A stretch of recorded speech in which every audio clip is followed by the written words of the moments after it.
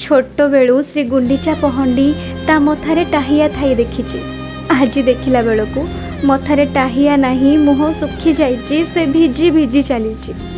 समस्ते कहती से भारी कपटिया, बहुत दुख दिए, हेले ताठू निष्कपट दियो मु आज जाए देखिनी। बोधि तार को भक्त वर्षारे भिजुची, किए लुहरे भिजुची, सेथिपाई से भी मुकुट पिंधिनी। ता निरीह आखि को देखि कहल, से कौन जानी शुणी काहाकू कष्ट देई पारिबो? बरं से तो भक्तों को देखा करने को आसीची, कोलेई नहीं दुख हरि नब। केवल दरिद्रों को हृदय रे बसिबा पाई जी रत्न सिंहासन को त्याग करि पारे, 60 पौटी भोग को छाड़ी पारे, से केबे कपटिया हेई न पारे।